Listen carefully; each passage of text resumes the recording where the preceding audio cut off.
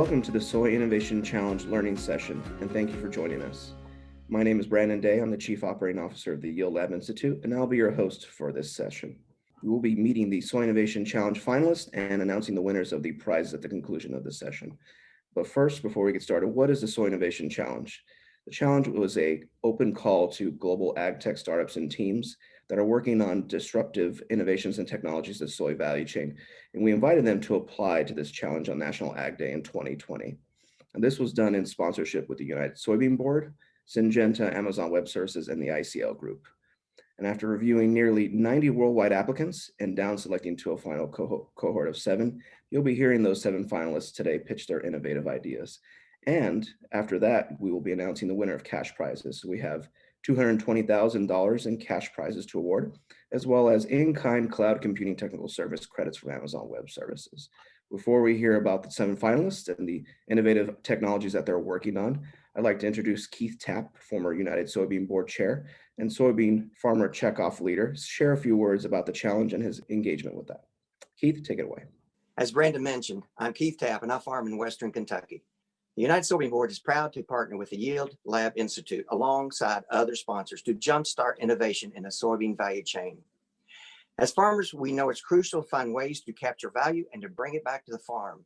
But the disconnect between innovative companies and the farmers who are willing to use their technology is a missed opportunity. The Soy Innovation Challenge bridges that gap, and the 7 finalists we'll hear from today are focused on bringing value back to the farm gate for U.S. soybean farmers. USB is committed to supporting important work in ag technology to give growers access to the information they need to make the best decisions for their farm.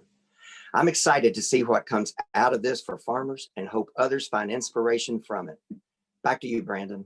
Thanks, Keith. Next up is Stuart Harrison, Head of R&D Partnerships and Innovation at Syngenta, and he'd like to share a few words from Syngenta's perspective on the challenge. Stuart, go ahead. Hello, I'm Stuart Harrison, and I'm the Head of Research and Development Partnerships and Open Innovation for Syngenta Seeds. It's been a great privilege for Syngenta to be able to support the Soy Innovation Challenge. The challenge has been a great way for Syngenta to collaborate with the United Soybean Board, as well as the Yield Lab Institute, to identify and incubate areas that can bring value to soybean growers. What this challenge has shown Syngenta is that there is a lot of great innovation happening all along the value chain, and this represents a great partnership opportunity for Syngenta as well as the industry as a whole. I just want to again thank the USB and the Yield Lab Institute for running this exciting challenge and allowing us to participate. Thank you very much. Thanks, Stuart. Next up is Alfonso Amat, Head of Startup Business Development at Amazon Web Services, and he'd like to share a few words. Alfonso, take it away. Hello, Soy Challengers. Congratulations for arriving at this stage. You have proven to be the best in the Yield Lab Institute Soy Challenge. My name is Alfonso Amat. I am the Head of Business Development for Startups at Amazon Web Services Latin America. I am a former entrepreneur like you. I had the chance to create, validate, grow, and sell my business. Amazon Web Services is Amazon.com Cloud Computing Business Unit. AWS is the cloud leader for the 10th consecutive year, according to Gartner. We have a global organization of business development, fully formed by former entrepreneurs and venture capital partners and people that love and breathe startups. We're fully focused on helping you. And this is why you will be able to, if you contact me, I will be able to introduce you to the business development manager that is developing your country. So do contact me. Congratulations once again. And thanks to the Yield Lab Institute for helping us meet and get closer to such a big caliber startups. So congratulations, good luck in this new phase, and go on. Brandon, back to you, and thank you. Thanks, Alfonso. And now that you've heard a few words from our sponsors and partners about the Soy Innovation Challenge, I'd like to turn it over to our 7 finalists who will each pitch and introduce themselves, and you'll hear about their innovative ideas and what they're working on. And afterwards, they'll field your questions during a live Q&A session. So please feel free to add questions in the chat during the pitch presentations, and we'll get to those during the live Q&A session after each of the 7 finalists. Finalists, it's all yours.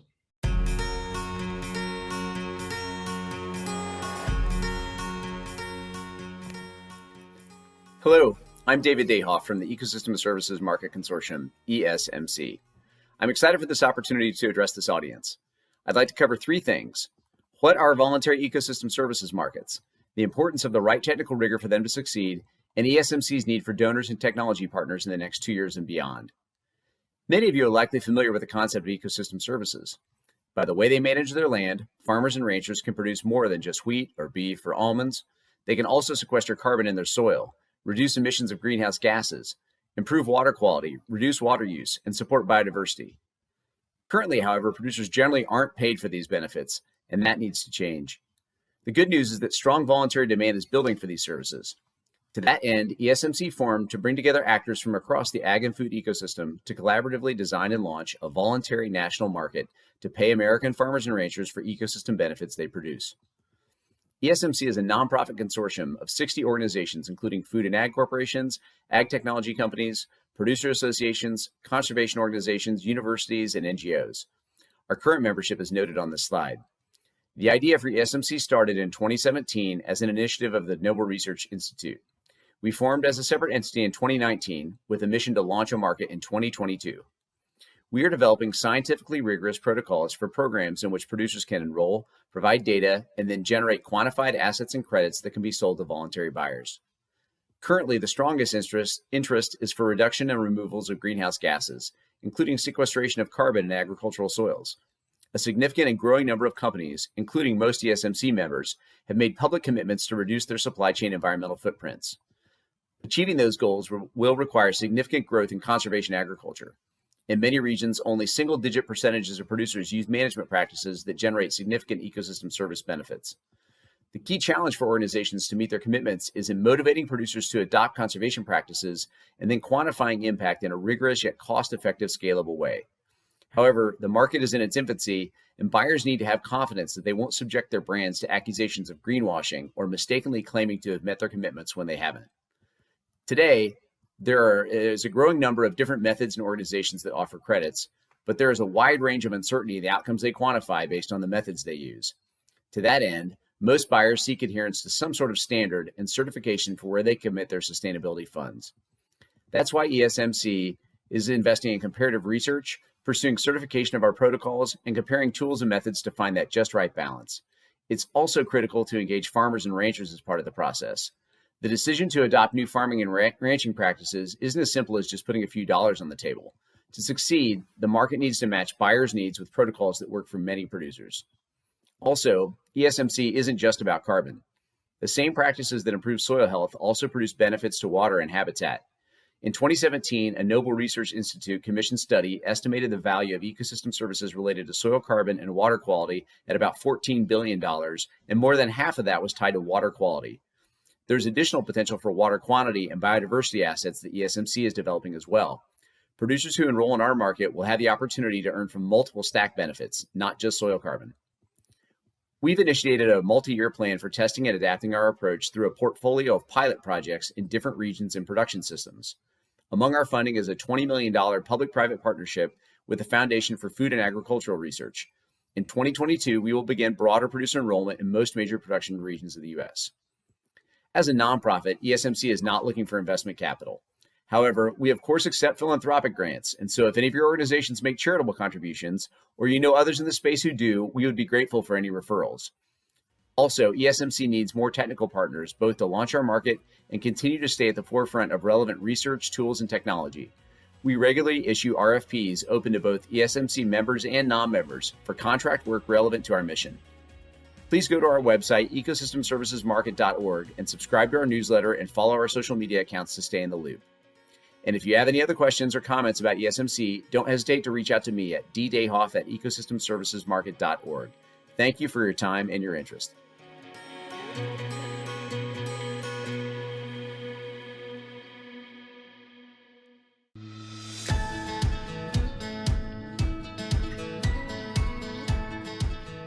My name is Anastasia Volkova, and I'm the CEO and founder of Fluorosat, an agricultural technology company that supports farmers and their advisors around the world with data-driven decision support systems. In 4 years of our company operation, we've been fortunate enough to work with crop advisors around the world, supercharging their work from writing prescriptions to analyzing farmers' field to understanding how they should plan for the next season. In doing so, we've achieved with just 30 people on our team traction of monitoring crops on over 10 million acres in 14 countries. We've received a number of industry awards, including our product, Fluorosat Analytics Engine, being named an Ag Data Analytics Solution of the Year this year. Most importantly, for us, our customer attraction and their trust in us is what we're most proud of. We work with largest ag retailers, seed manufacturers, irrigation dealers, and many more companies across the supply chain in helping their agronomic team be more connected and be more helpful to their growers. How are we doing it? I mentioned Fluorosat Engine, which is our main product. It's an online-based platform that connects to majority of the farm management systems to import the data, automatically monitors the crops and understands the condition of and the potential of the crop in each field, and produces reports and recommendations that can be sent to you via email, surfaced in a dashboard, or sent to your farm management systems. How does this relate to sustainability value chain? Whilst agronomy is quite well understood, and this is an industry that has some establishment in terms of its programs and operation with the farmers, sustainability value chain is quite new and is just getting established. Most importantly, the issues we see in the supply chain on the sustainability side are pretty much the same that we had to solve for agronomists. Currently, the data collection is time-consuming and error-prone because it's largely manual. Importantly, through this manual process, the cost of the sustainability programs goes up and just causes a lot of confusion around which practices to invest in, depending on what's right for your particular farm. There is no one source solution for it, and as a farmer, you would be rightly confused. At Fluorosat, we see the world that can be different. We see the data connectivity via API with our plug-and-play solutions being leveraged by agronomists and advisors all the way to CPGs and food processors on different levels with different permissions to agree on which projects should go where and what practices fit what areas. In the situation where there is no data available or there's little data available, even historical, that data can be easily filled by our solution with the remote sensing, so we don't have to put all of our farmers and agronomists through the painful process of filling in the data gaps for years and years where they weren't able to keep digital records. What it also creates a more equitable distribution of the value across the supply chain in the ability for farmers to capture value for it. Knowledge of what comes off your field, what potential quality of it is, and being able to demonstrate verifiable sustainability practices to back your claims about the way that the crop was produced gives you as a producer the power to market your commodity, to leverage the best price, and ultimately to preserve your land for the next generations. It's better visualized than covered in words. Here is a small GIF that shows in 4 steps how you can connect your climate field view account to Fluorosat. The data with your permission flows in, and for all of your fields, the crop types are segregated, and then for each crop type you can see what are the most important issues to address, where the potential can be maximized by the additional nutrient, etc. And if you would like to believe with us in a more sustainable, in the more transparent and equitable value chain and sustainability, please join us on this journey to help make it reality.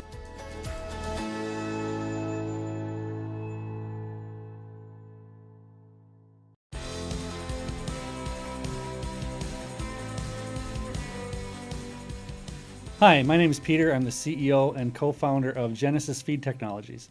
In the book, Emergence of Grain, they describe how 100 years ago, animal producers discovered what they called the little yellow protein pill, which was the soybean, and was a game changer in how animal feed was fed.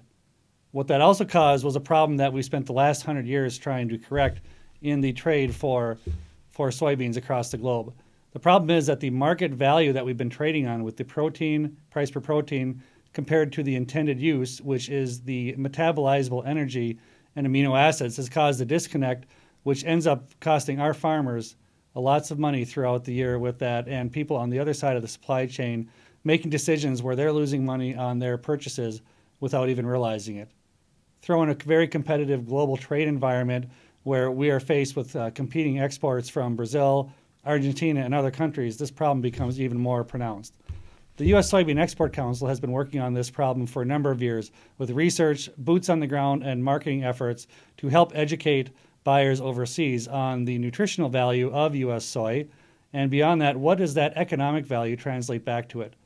They've done a lot of research, they've done a lot of messaging with people, but as their leadership team would say, they've never had a good way to calculate that economic value until now. And the Genesis Feed Technologies platform is that until now. We've built a web-based software as a service platform to demonstrate the economics of nutritional value for feed ingredients like U.S. soy, and have been working closely with the Soybean Export Council over the past 1.5 years to take this platform all across the world. We're active in 17 different countries with them, doing pilot projects with some of the top grain handling groups within the U.S. to show people how they can make better buying decisions and better marketing decisions for their products. Now with that, with those boots on the ground and the different things that we're doing with that, we've built more than just a decision engine that shows how much more valuable U.S. soybean meal is compared to other parts in the world. What we're building is a global network of real-time intelligent market data with the feed ingredient prices, the formulation scenarios, and the regional ingredients and things available in those areas. We can take that data combined with quality data to give people access to information that they haven't had previously before. When an exporter is looking to do more work in a country like Indonesia or Ecuador, they can take our platform to look at what are the types of feeds being made in that region, what are the competitive groups that are there already, and look at what is the overall premium for U.S. soy, and then how does that specifically tie back to the things that we work with and the things that we are exporting to those regions. So when we go across the supply chain, we focus a lot on that ingredient exporter who is selling to the ingredient buyer overseas, and we've had some really great success with the Soybean Export Council, but it's time to bring that message back home. And that's why I applied for the Soy Innovation Challenge and why we're one of the groups within the cohort this year, is our mission is to take that demonstrated value and bring that back to premiums for farmers in the U.S. We're doing a research project right now to develop market standards and premium standards for that, to where we could see in the future a farmer sitting in his combine and all of a sudden an offer pops up to buy the soybeans he's harvesting right at that time with the premium because we have all that data and we've brought it back together. So a little bit about our company. We're a 3-person co-founded team. We are a software as a service company. Our revenue is based on license and consulting revenue. We're on track to do about $500,000 in revenue this year and to double that next year and then grow from there on. Our team was a lean, mean, co-founded team of 3 people. 2 of us here in Fargo, North Dakota, and 1 in Malaysia. Our co-founder in Malaysia has a lifetime of experience in the animal feed industry, and I like to joke that we're taking Matthew's brain and putting it on a computer just with all the work he's done with feed ingredient buying and trading. Phil Reindl has a master's in computer science and enterprise architecture work in healthcare and agriculture, so he knows how to make things secure, stable, and able to grow. So that's a little bit about Genesis Feed Technologies. We're trying to connect the supply chain so the animal producer on the other end of the world can connect with the farmer here in the United States and bring value across the supply chain. Thank you for your time.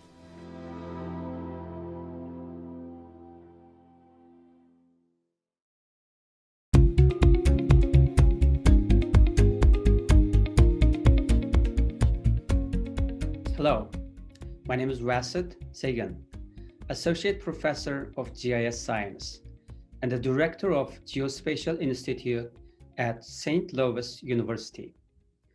Thank you for allowing me to present SLUCODE, which is an acronym for a streamlined system for data calibration, rectification, geocoding, and enhancement for agricultural innovations. As a geospatial agtech enterprise, SLUCODE was established in 2018 out of the remote sensing lab at St. Louis University. At its early stage, we focused on addressing one of the global challenges in imaging, developing AI-powered, data-driven solutions for calibrating and enhancement of hyperspectral line scanner datasets, which is important and critical for agricultural monitoring. And SLUCODE today provides us a number of crop intelligence services, including data collection, imagery analysis, cloud computing, and UAV satellite data fusion for non-destructive seed composition estimation, predicting yield from early season data, as well as crop scouting and crop damage estimation. Agriculture today is highly dependent on automation, machinery, and AI-driven robots, unmanned aerial systems that are capable of collecting and analyzing data sets. We are moving into a highly digital agriculture in the future.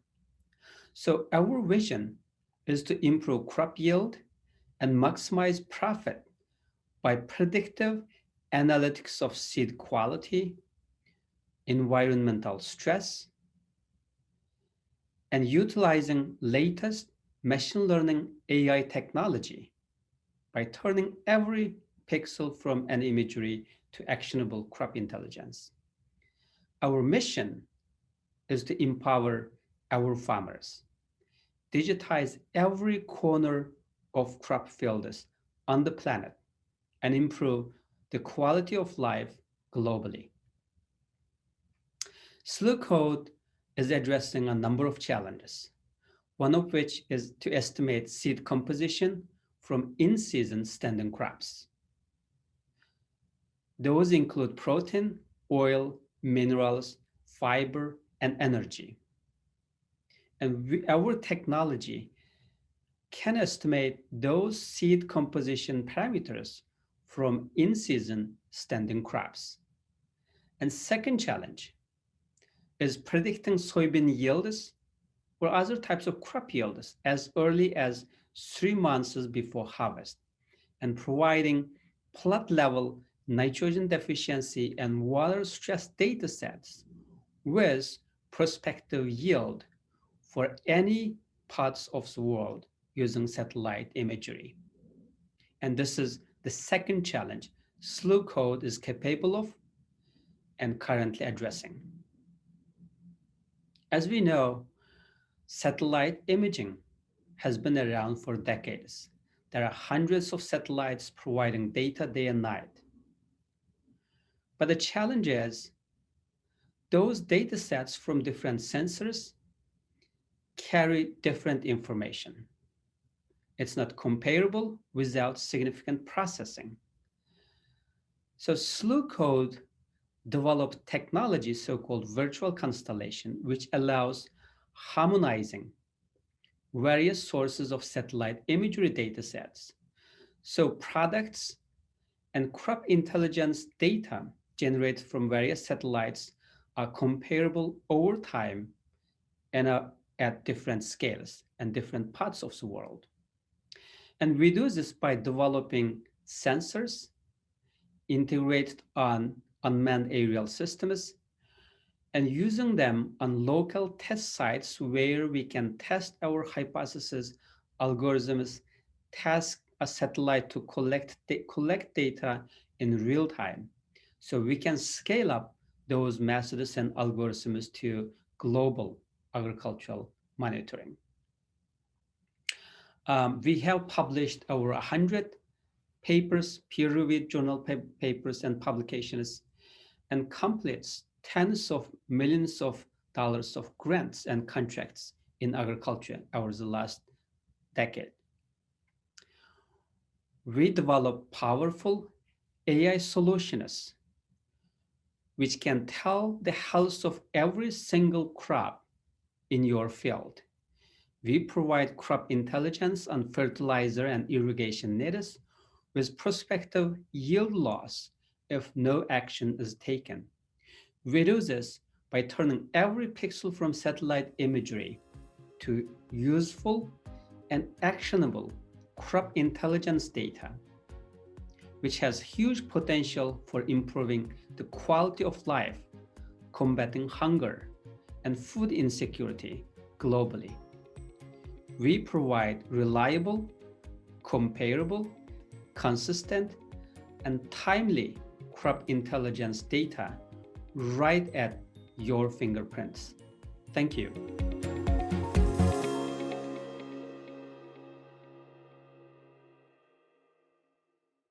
Hey everyone, now that you've heard over half of the finalists, please don't forget to submit your questions in the chat function, and those will be fielded during the live Q&A. So don't forget to get those in before we hear the remaining finalists.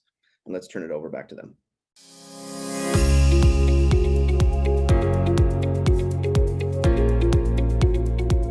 Hi, I'm Brad Justice, and I'm here today to tell you about our startup, Soil Metrics. I'll begin by introducing our team.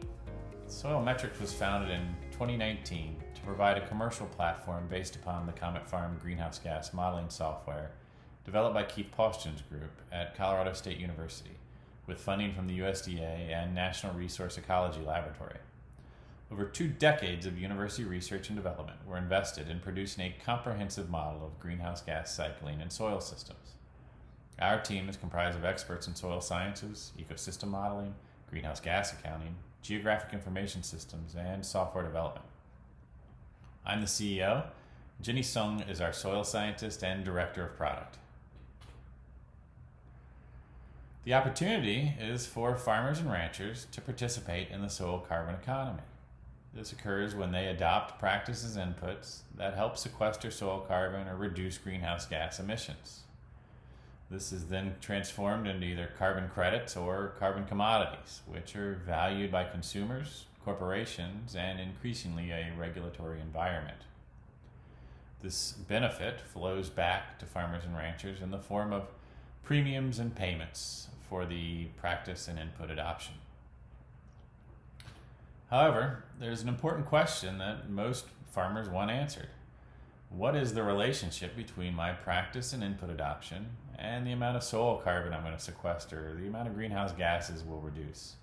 And more importantly, what's the quantitative relationship? Because that allows them then to understand how premiums and payments will provide a return on their investment of time, energy, and money.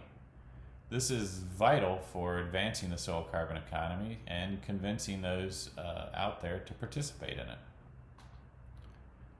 To understand this relationship between practice and input adoption and carbon sequestration and greenhouse gas reduction, we need to model the many complex processes that occur there. Here you can see in this slide a summary of those processes that we capture within our model to produce this quantitative relationship and to modify it as we model the adoption of new practices. The product itself is a soil information system. The model, the DACENT model, uses spatial data inputs, remote sensing, activity databases, and land manager inputs to not only produce regional or national assessments, but to produce entity-level assessments down to the resolution of a single field or a single herd.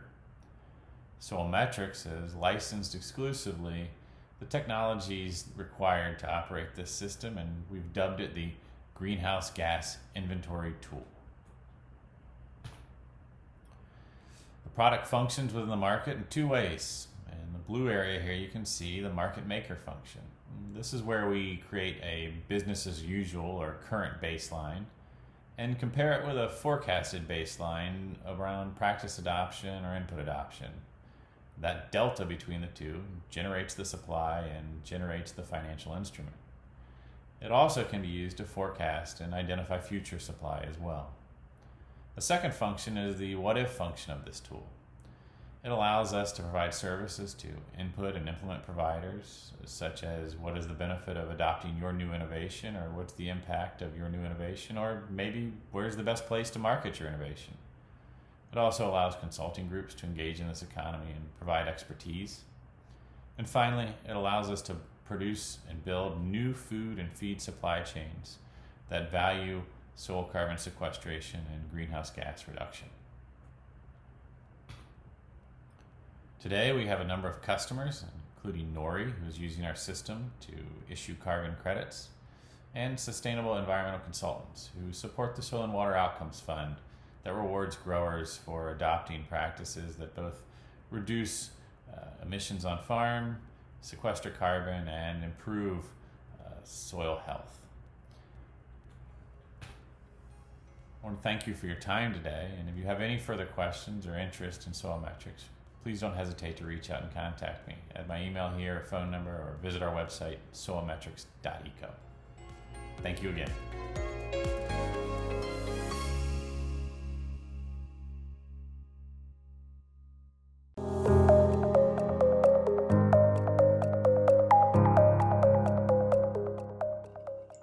Hello, I'm George Bennett representing the Soy Carbohydrate Value team.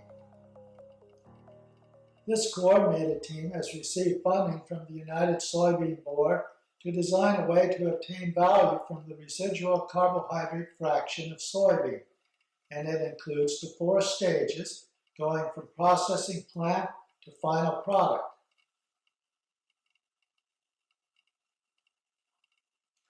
Soy processing to get valuable oil and protein is well established. However, about 30% of the soybean is composed of largely undigestible carbohydrate. Our goal is to convert this waste fraction to valuable chemicals through microbial fermentation, adding a new slice to the soy value pie.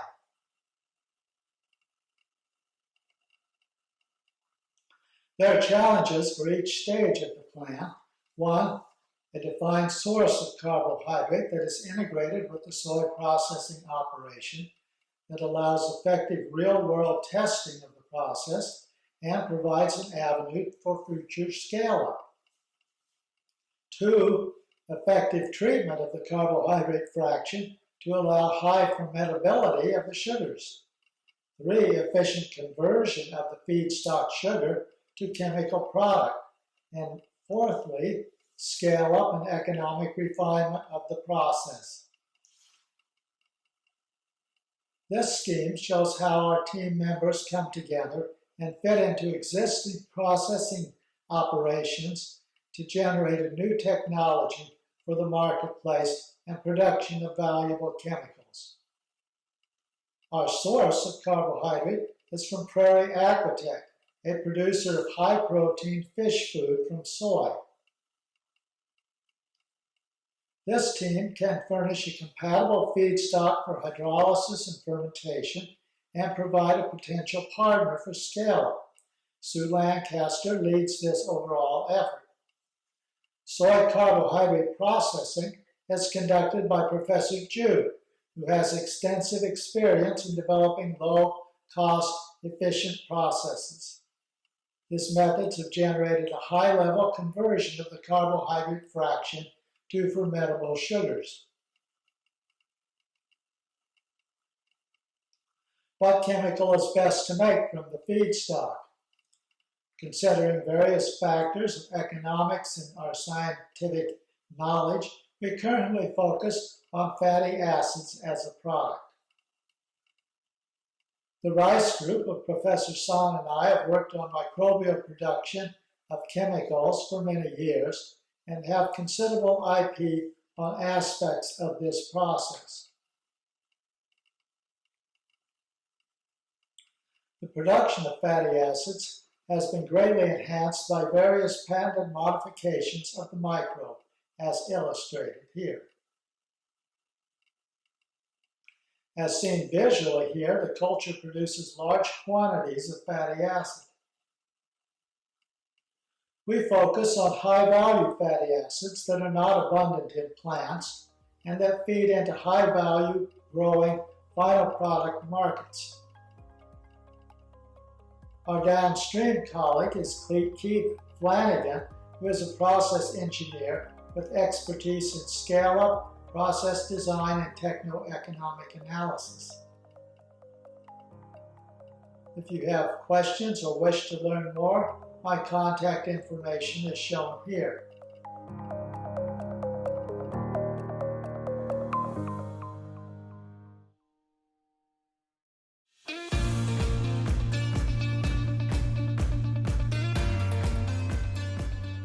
Good afternoon. The USFRA and the NUFORC are super excited to bring to you the Sustainable Open Soy platform.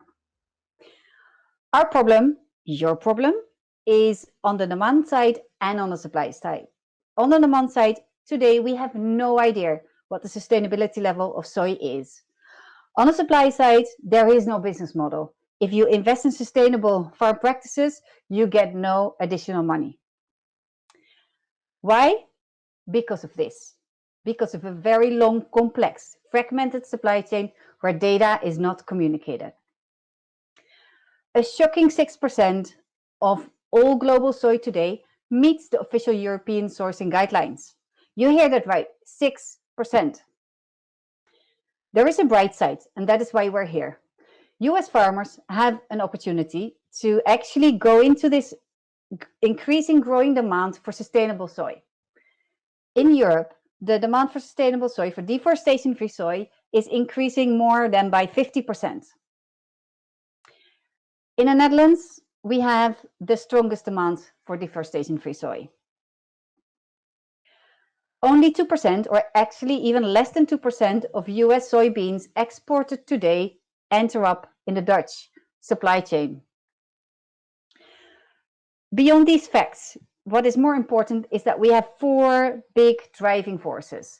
There is what we said, this growing demand for what we call indisputable soy, sustainable indisputable soy. But beyond that, we see a very strong commitment from not only retailers, but also brands like Unilever, who today ask for 100% deforestation-free soy.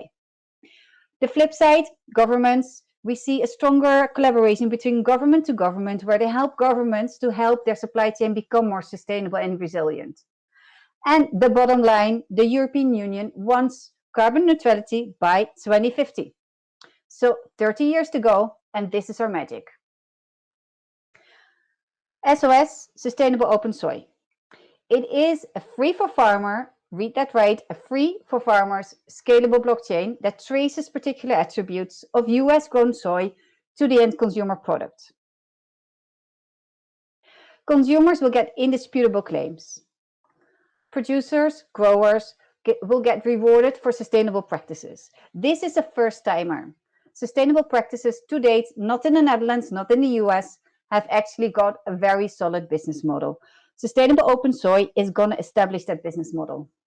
We do this in 3 phases. First of all, we start by proving the origin of US-based soy production.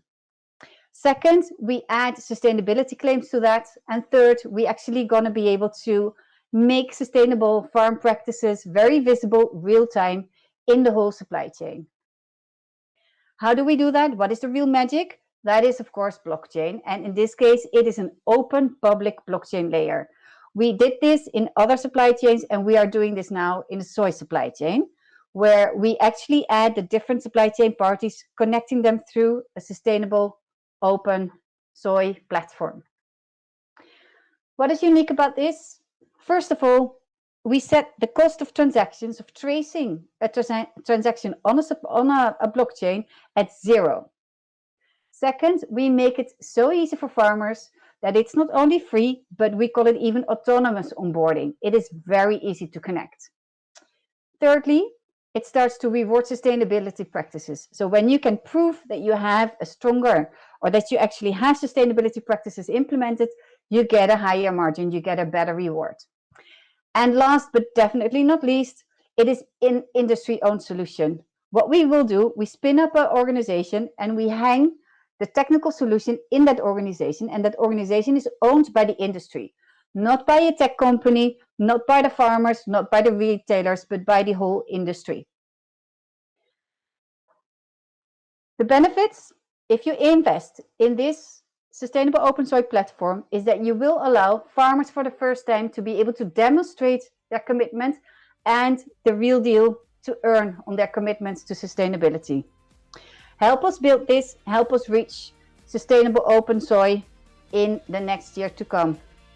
If you want to have more information, please do reach out to us. The information is found here, and we hope you can join our bandwagon and innovate and disrupt the soy supply chain starting in the US.